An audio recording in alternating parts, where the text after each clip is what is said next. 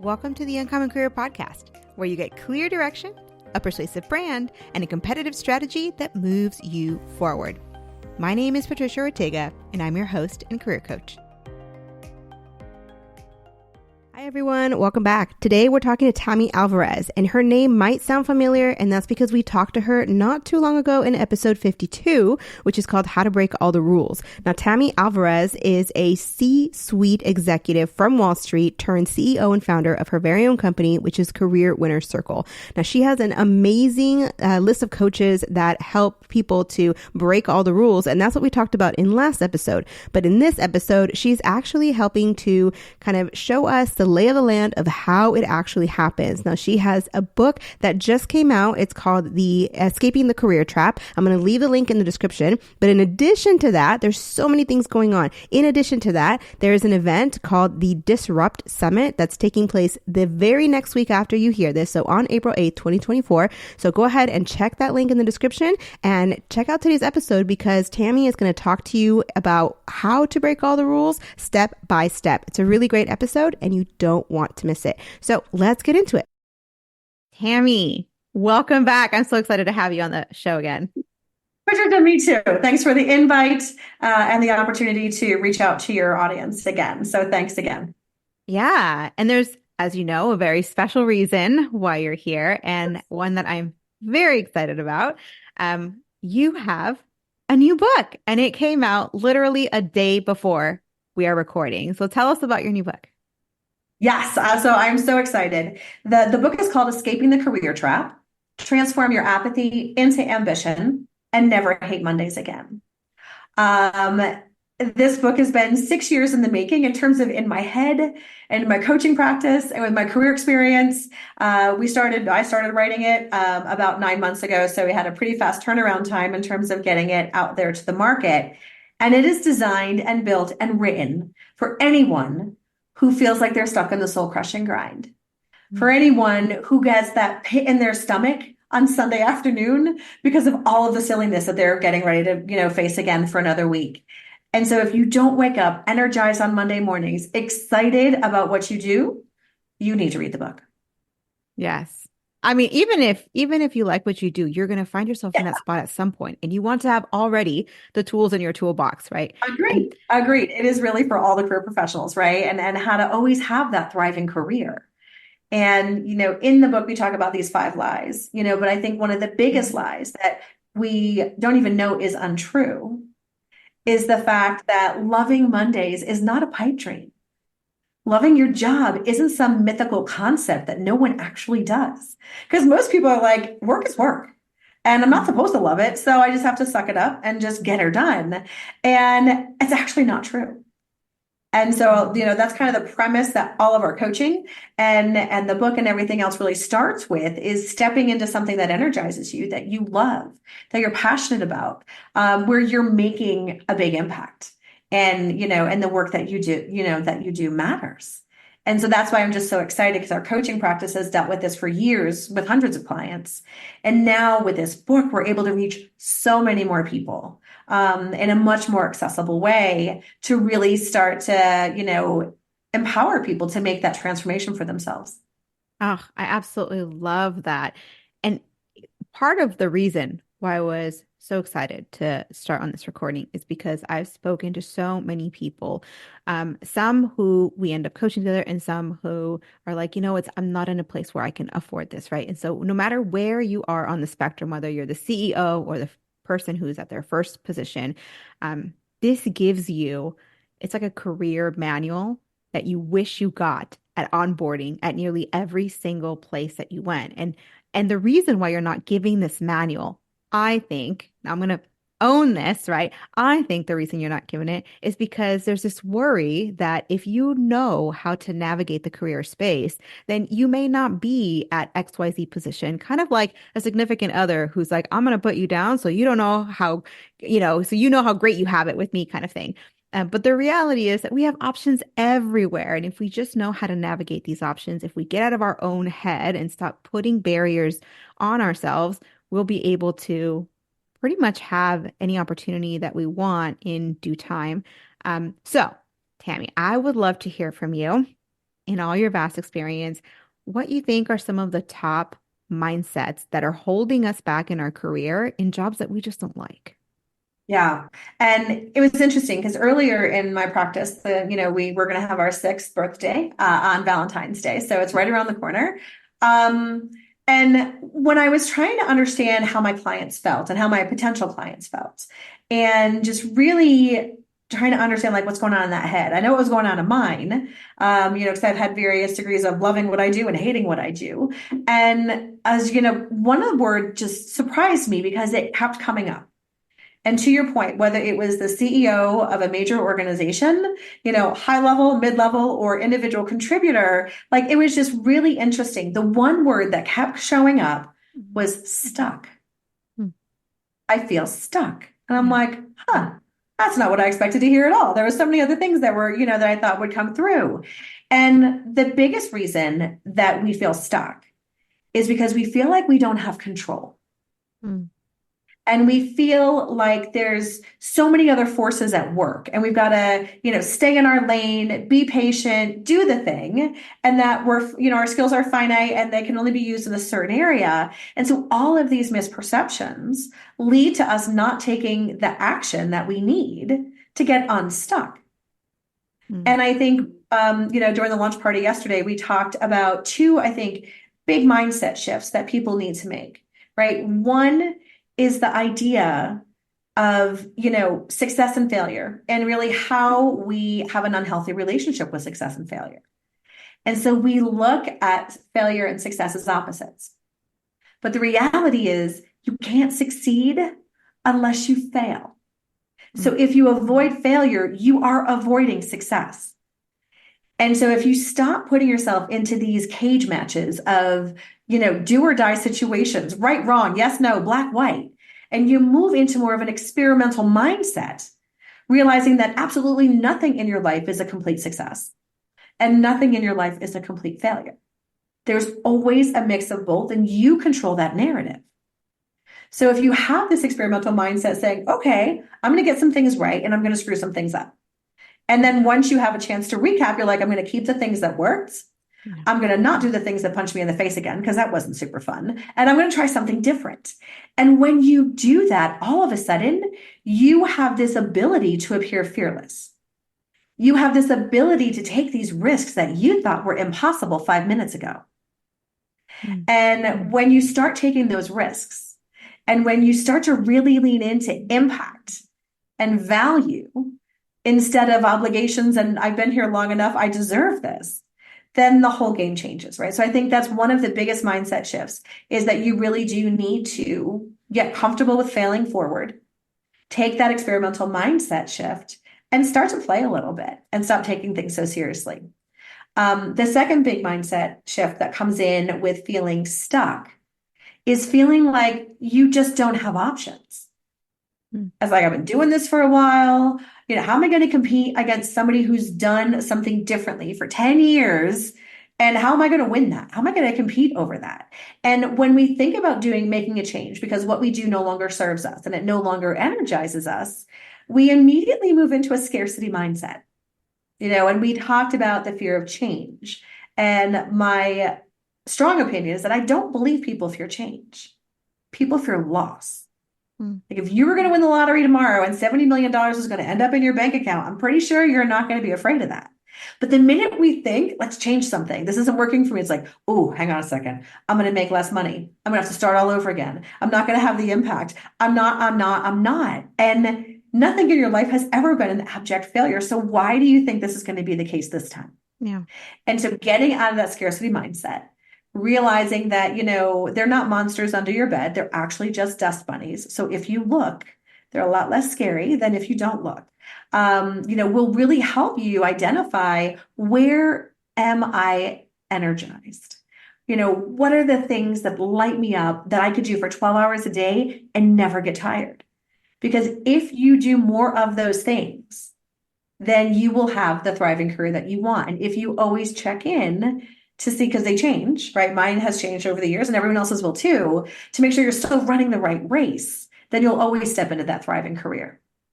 Ugh, I love it. So in these mindsets that you're sharing, some of the underlying pieces that I heard are basically, I mean, if we were to sum this up, essentially you're saying we kind of feel overwhelmed by the thoughts in our head and everything that's going on. And it's really, it sounds like three big things: failure, loss, and energy management, right? Hmm. Like there's three things.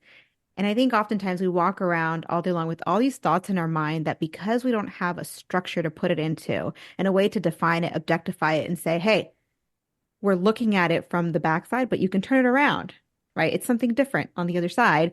It changes everything. So our perception of the problem changes everything. It's now no longer a problem. Now it's an opportunity. Yeah. And so I really like how you bring these up. Um, okay, so let's say someone's listening and they're thinking, "Oh shoot, she's talking straight to me," right? What now? What do we do to get back in alignment, to get back into a position where we love what we do every day? Yeah. Other than by the book, right? So we'll go there first and then we'll Step one, buy the book. by the book, right? Follow the transformation guide, which is your support material. Okay, so now that that shameless plug is over, Yeah. I think one of the more important things to realize is you have way more control than you think you do. And, the very first part of the book, there's four parts in the book. And the very first part of the book, which is reveal, I talk about the dynamics behind the dysfunction. Mm, Because although there's well-intended actions everywhere, I don't think anybody's coming from a place of bad intent. However, the employer-employee relationship has never been more screwed up. And I mean, and it's getting worse. absolutely. And so if you play by the rules, you are going to get stuck and stay stuck. But when you realize, like, this is the playing field we're on. Nobody Hmm. intended it to be this screwed up, but it is. And here's what I need to do differently to Hmm. not just survive, but thrive despite the dysfunction and put the fun back into dysfunction because you can. Then all of a sudden, all these gating factors that seem to be blockers are now just speed bumps. Oh, Right. okay. And now it's not just a wall you're banging your head. And it's, of course, it's this way. Here's what I do instead. And that's really where the first part of the book helps you get very clear on what is broken. It's Hmm. not going to get better. So let's not, hope is not a strategy, right? So let's just know that it's not going to get better. This is how we're going to have to play and how to do it successfully. So Hmm. that way you thrive and not get fired in terms of breaking rules and getting out of the soul crushing grind and, really getting comfortable with that failure and change mindset. Now, all of a sudden, it's just a different game you're playing Absolutely. And instead of this, taking it so personally. there you go, right there. I just had a conversation with someone who was, you know, brief synopsis, right? They had gotten a job offer, but it wasn't for 2 or 3 months that they started. They had another potential offer and they were like, well, I don't want to be disloyal. And they were treating the organization as a person they have a relationship with. And part of the conversation is organizations don't treat you in that same way. And so we're treating our careers as a person to be loyal to. When we can actually separate the two, we can have a relationship with the person and still do a business transaction because that's what we are to an employer, for better or for worse. That's just what it is, right? And so Absolutely. I think part of your like revealing the dynamics behind the dysfunction involve partially a dysfunction that there is in the hiring, mechanisms of hiring and It was AI. everything. It's hiring, it's interviewing, it's Yes. promoting, it's all the things, right? Everything is broken. And And that, us, we are too. Like the way we yes, well, perceive because we're this trying to process. live in this, dysfunctional system, Hmm. and it doesn't serve us or the company, right? I mean, Gallup survey for the past 10 years has shown, employee engagement or disengagement at Hmm. 70%. So basically 70% of the workforce doesn't care. Yeah. And it's And we're not treating getting any it as if it does. Like we're playing by completely different rules that no one else is right. following. And so I love how you're breaking all the rules with this. Yeah. And we do talk about escaping that loyalty trap. And the reality is when we start to treat our career like a business Hmm. and you become that CEO of You Inc., right? So Patricia Inc. and Tammy Inc. and everything else, our careers are the business. And now we're the CEO. You make different decisions. Hmm. right? So when you start to do that and you start to realize, because when you think about it, it's not personal. Mm. When you think about how your company chooses a supplier, buys paper clips, and everything in between, it's highest value, which is highest quality for the least amount of money. It's not always the cheapest. It's not always the best. Mm. It's that value for money equation. And that is how they hire. And And thrive. so if they're hiring you, and it's totally fair, it's how they stay in business and, it's how they make money and continue to be profitable so you can keep having a job. And so when you realize that this is just how businesses function, and you also take a business mindset, realizing that you're exchanging your services, knowledge, and expertise for compensation, vacation time, a cool 401k, and maybe some other perks, but it is a commercial arrangement. And that doesn't mean, and I think where people get hung up is they think that if I do this, all of a sudden, like, I'm not going to have rewarding relationships with my coworkers, and I'm not going to seem as loyal to the company, or I'm not going to have that full experience of belonging to somewhere. And actually, I found it to be quite the opposite. Mm. Because now, when you have that business mindset, you realize you're just trading goods and services for money and compensation. You take the personal out of it Yeah. and you show up differently and you make better decisions. And the lens that you look at is not only better for you and your career, but better for the company and Mhm. their growth and their success. So everyone wins when you do this. And so I think that's where a lot of people get stuck in terms of really feeling that personal connection, because especially in America, we connect a lot of what we do with who we are as a person. Yeah. And so when you've got that one-way relationship, you're like that clingy girlfriend where the guy doesn't really care about you, right? Because Mhm. you're like, oh, I care about you so much. It's like, yeah, glad you're here, and moving on, right? So you don't want to be that clingy girlfriend. And so when you start to have that business mindset, then all of a sudden, the I think that the relationship comes into balance, Mhm. I and mean, your perspective comes into focus in terms of not overthinking this and not taking things too personally. it's a emotional intelligence. It's really kind of having the boundaries. And like you said, when you have those boundaries, now you can show up in a different way. Now you can see people for people instead of seeing people for the business decisions that they have had to make. And I Yep, agree, your relationships are overall better and your performance is better. So I love it. everybody wins. Yeah, Okay, so we kind of got into the dynamics behind the dysfunction. By the way, this is chapters 1 through 5, part one, if you need to read it. But that's all let's right. hop into sort of the nitty-gritty of like the other three steps, right? So as far as aligning, what do you have to kind of share with us as like an initial first step to think about? Okay. And so, yeah, so the other three parts are align, disrupt, and thrive, just so listeners know kind of where we're taking you on this journey. Yes. And from an alignment perspective, I think we look at our career and what we do through all the wrong lenses. And that's why we end up feeling stuck and cranky and all those other things. And so we focus on what have we been educated on? What are we expected to do by friends, family, neighbors, keeping up with the Joneses? What's going to make the most money? What is the sexiest route for me to take in terms of being marketable in the future and all those things. Mhm. But at the end of the day, they're all, well intended, but that's not really where you need to focus in terms of your alignments. And what Mhm. you need to do is you need to align with the things that light you up. You need to play to your strengths. How many times you're like, yeah, I'm good at that, but I suck at this, so I'm going to spend a lot of time trying to get average at something I'm not good at. Mm. And that is the worst idea ever. It's like you play to your strengths, you strengthen your strengths, and you Mm. find mitigating strategies for the things that you suck at. Because if you're not good at it by now, I got bad news for you. You're never going to be. And so find other ways to get the same things done by people who love doing that because it is their strength, and everybody will win. And so that alignment is really taking a very introspective look at what lights you up, what are your superpowers, and really starting to create that vision and strategy for yourself. And I use an analogy in the book because a lot of times we actually don't create a strategy. We have an accidental career. I know Yeah. I did. I had no plans, right? I showed up, So I got my first accurate. job, and everything else took care of itself after that, right? I got fired twice, promoted a bazillion times. I had all the things. And so, but it was all accidental. Like nothing was done with purpose. You have things that come to you, you either take it or you don't. and then you move on.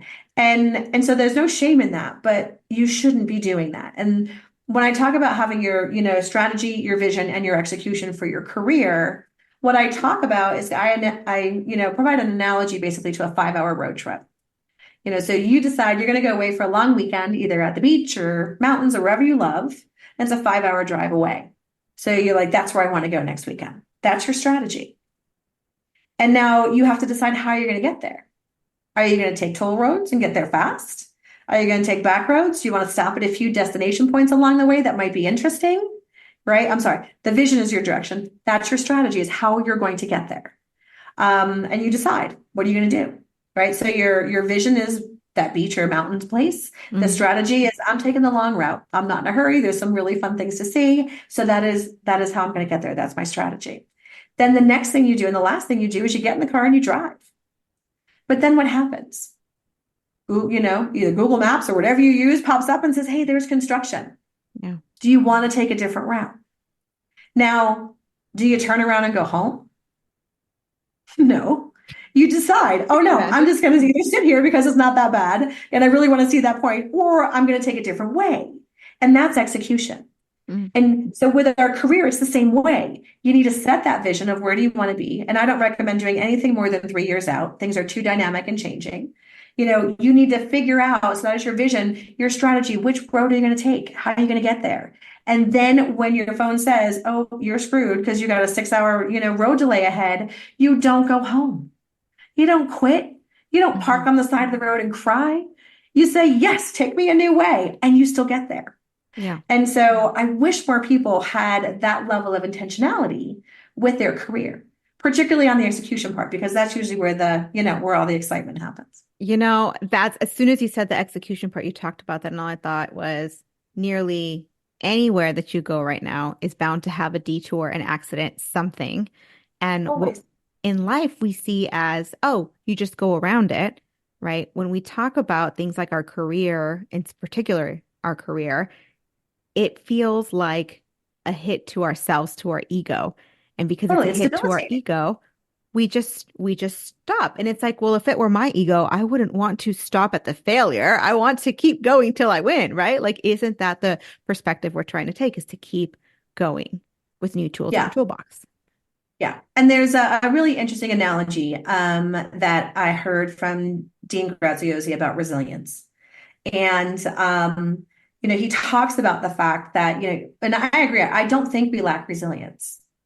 What I think is that we lack certainty. Mm. Because if you knew that you had to take a detour 37 times to get where you wanted to go, you would do that because you knew that on the 38th time you'd get there. You have Mhm. certainty, but Mhm. we don't have that certainty. So we don't know how many times we're going to have to take a detour. Mhm. And because we don't know, too often we turn around and drive the car home right before that next big win. Because we think we're not going to get there. Yeah. Right. And you don't know. It's like, do I have 17 more of these to do? Is it never going to happen? Or is it the next time? And so, I think it's less about resilience and more about certainty, but realizing that whenever you are at that point of quitting and saying, I give up, this isn't what I'm meant to do, I'm going to have to just think about something different. 9 times out of 10, that next push is going to get you where you want to go. Okay, I love this. So there are so many people who are, I'm sure, listening right now that are in the middle of their career transition or life transition, whatever it might be, and they're just thinking, this isn't working. Like you said, I'm going to turn back around, right? At this point, I feel like I've gotten far enough along, maybe not that far, but far enough along in my life to recognize that if I have a goal, I will reach it. It might not be today. It might not be next year. It might not be for 5 years. My timeline may be different. But if that's what I decide that I'm going to do outside of a fatal accident or something crazy, right, I'm going to eventually reach it. And I think it's that perseverance and that grittiness, right, that I think can just, when you pair that with that like certainty, that's how you move forward. It's important to really continue to check in with your goals because Mhm. we set them and then forget them. Yeah. And then all of a sudden, we hit the finish line and we've been running the wrong race for years, right? And so to realize that our goals are fluid Yeah. and that, to check in and make sure, I mean, COVID was a big reset for a lot of people, Yeah. right? In terms of running the race and, just the daily grind. And then like, It oh, woke wait, us up.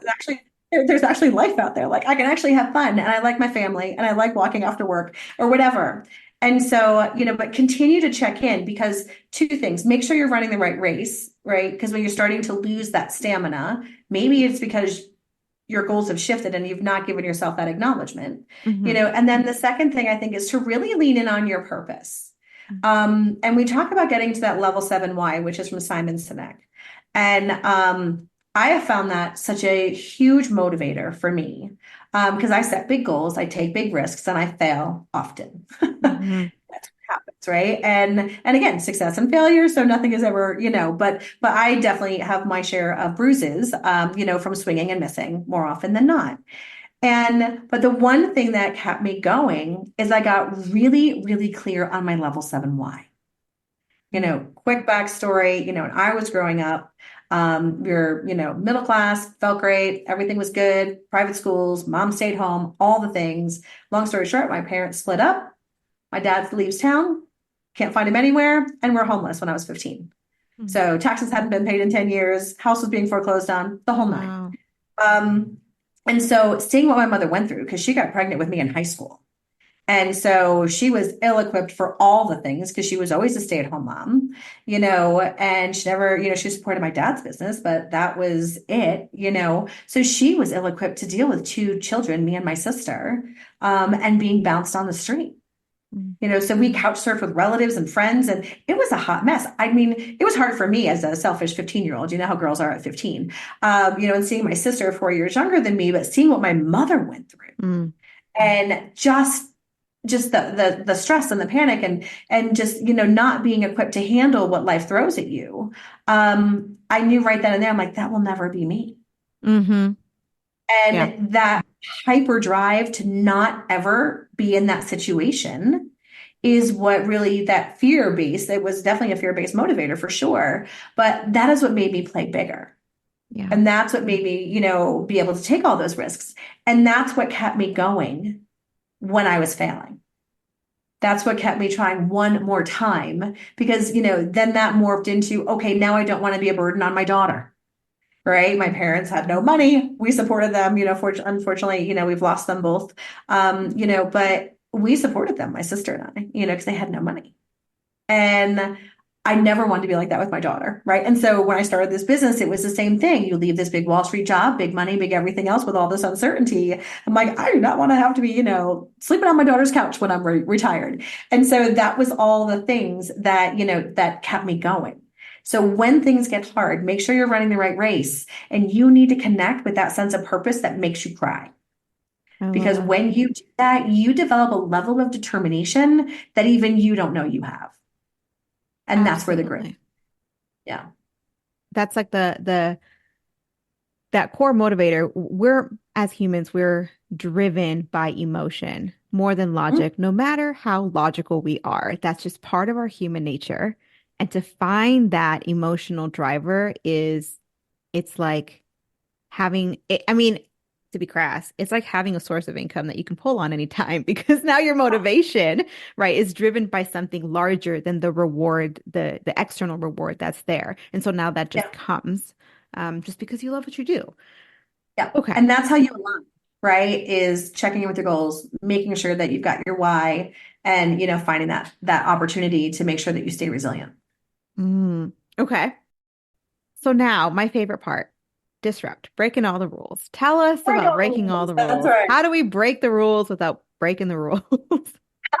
You break the rules without getting fired by breaking the right rules the Basically. right way, right? And there's all these things that we believe to be true that aren't. Yeah. And so when you start to realize, and it's things like, I'm going to have to take a step back if I make a change, things like people won't hire from outside their industry. So I'm really kind of stuck where I am, underselling and undermining the level of value that all of your skills, experiences, and talents up to this point can drive in a new role, in a new way.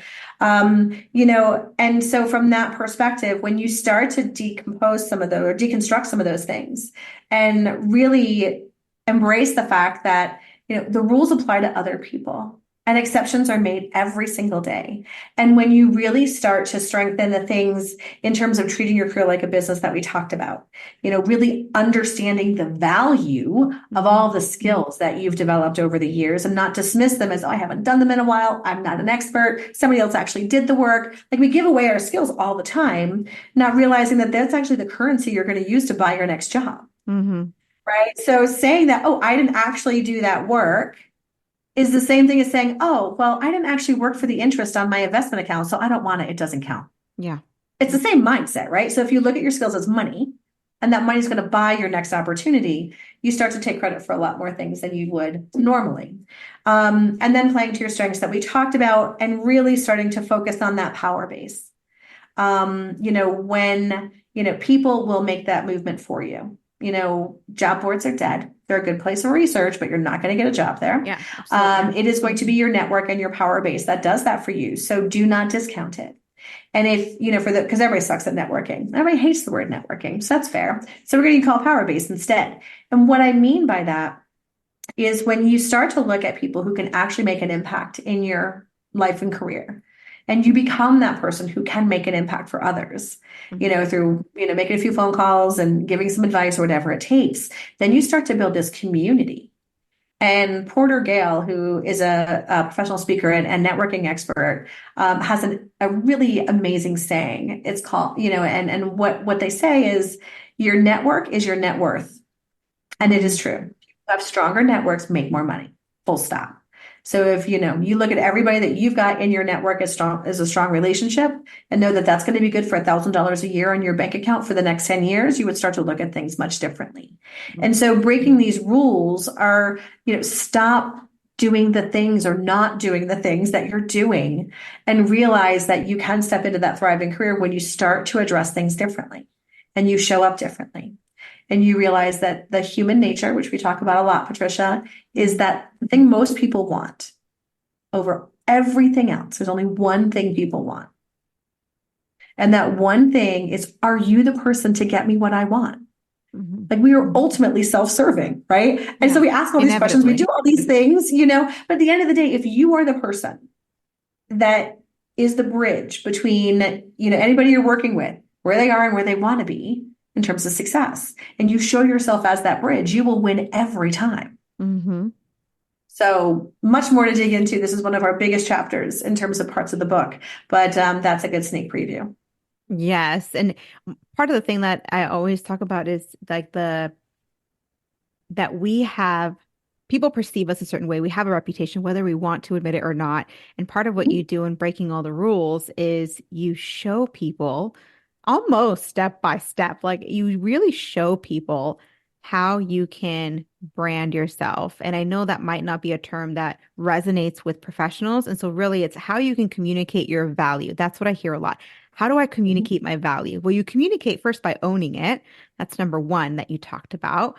And then you communicate it also by recognizing that your skills have value. They're not just something you've done. There's something that you now have in your toolbox that you can solve a company problem with, that you can move a bottom line with. And if you're able to communicate it in those terms, now you've got a money-making machine, and that is your brand and your reputation. So I love how you do that in part three of the book.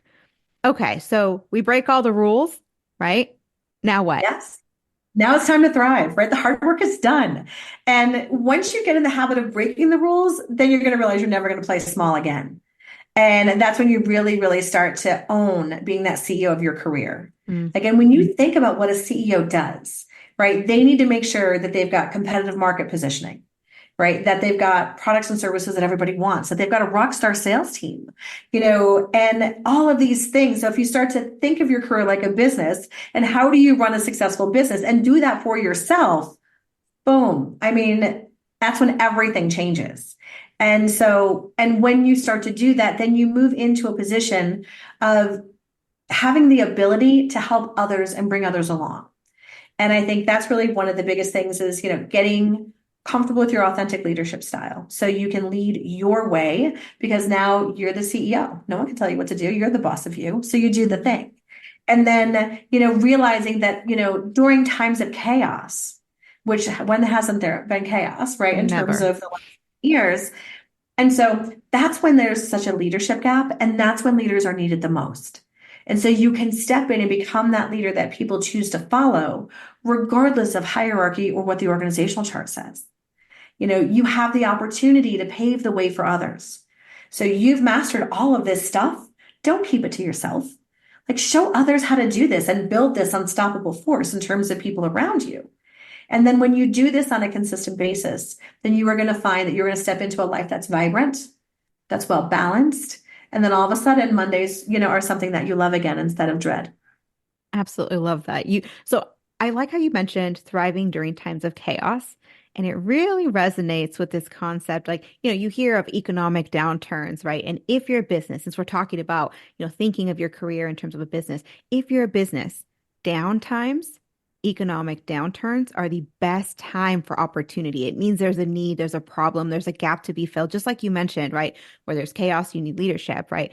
And so, I mean, we could go down this rabbit hole, which we won't for the sake of time. But, this whole idea of artificial intelligence is causing so many layoffs. Guess what? You immediately have the one skill that if you have this skill, it becomes an opportunity. What was the reason for your layoff is now the reason why you get hired everywhere else. So start thinking about what are some kind of downturns or spaces where you think you have a setback and take the time to be present, to slow down, to think about it strategically. Don't just react, but kind of take the initiative to decide how can this work to my advantage instead of to my detriment. And so I really like how Absolutely. you brought that. Yeah, because when everyone else is hiding under their desks, hoping not to get fired, Yeah. that is the perfect time to surge. But make sure that you're aligned with the organization's priorities. That's I think that the big caveat. Right? So when you decide that I'm going to take some risks, I'm going to lead from the front. Yeah. Um, a lot of times people are scurrying around, and there's this frenetic energy, but nothing is actually getting done, or the wrong things are getting done. Yeah. And so make sure that you know what the two biggest priorities of the organization are during times of chaos, and use that as your North Star. Because if what you're doing doesn't deliver against one or both of those, don't do it. Hmm. Because now you're running around crazy like everybody else. So that requires you to have a lot of perspective on where the organization is prioritizing to batten down the hatches or to take advantage of an opportunity that some of this instability creates. But if you align to those and can quantifiably deliver to those, Hmm. swing big every time. Yeah. I like that. So align yourself to the priorities of the organization, and of course, make sure that's aligned with your values as well. And you almost can't go wrong, like you said, right? With every failure, there Yeah, comes a success. I love that. All right. Okay. You and I could keep talking for, I don't even I know know. how And we long. went way over. So I'm sorry, not sorry. Yeah. Sorry, not sorry. Trust me, it was worth every minute that we had this conversation. I know it's helping a ton of people. But I know that now folks are like, okay, how do we get this book? Because I need to read it. I need to work with Tammy. I need to figure this out, right? How do we get the book? Where can we find you? Great. Okay, so there's two primary places you can get the book. My strongest recommendation is hit the escapingthecareertrap.com website. Because when you get there, you're going to get a hardcover of the book. You're going to get tons of free downloads of things that are going to help you move faster that no one else has access to. And you're going to get discounts to our transformation guide. Now, most coaching books have their standard transformation guide, which is like a spiral bound thing with like static worksheets. Well, we don't play that way. And so what this does is this allows you to have an online version to grow on the go. So basically, it's your digital Sherpa. At the end of each chapter of the book, I have some brain candy for you. And these are things I want you to think about after reading the chapter on how you can apply it to your specific situation. And so I encourage you to do that and journal those. But if you really want to move your insights into action, you need to take the next step. And that's what that transformation guide is there for. You can get it other ways, but if you want a discount on, the monthly subscription to have access to this great material, get the hardcover, get the discount, and grow like crazy. Obviously, you can also get this on Amazon. Who doesn't buy books on Amazon anymore? So you can get the soft cover, the ebook, and the audio book through Audible on Amazon. So hardcover, freebies, discounts, escapingthecareertrap.com. Go there first. But if you, want to just, date and not get married, then, head to Amazon and grab either the audio ebook or softcover. So we've got like the hardcover, we've got the Amazon. We're going to put those links in the description. Tell us some final words that we should walk away with as this episode ends. Hope is not a strategy. Mm-hmm. You have more control than you think you do. And as soon as you start to step into your power, everything will change. I love it. Thank you so much for spending time with us today. I really appreciate your insights. This was so much fun. And thanks again for the invite back. I really, really appreciate it. Absolutely. Thank you, everyone, for sticking around with us. Know that we love you. We're praying for you. We'll see you on the next one. Hey, thanks for listening. I really appreciate you spending time with me today. If you found this episode helpful, please tap the 5-star review on the show's homepage in your podcast app. It would absolutely make my day, and it helps others discover the Uncommon Career Podcast. Now, to download your free career resources and learn how I help seasoned professionals land amazing offers in as little as 90 days, click on the link in the description or go to theuncommoncareer.com. Thanks again, and I'll see you on the next one.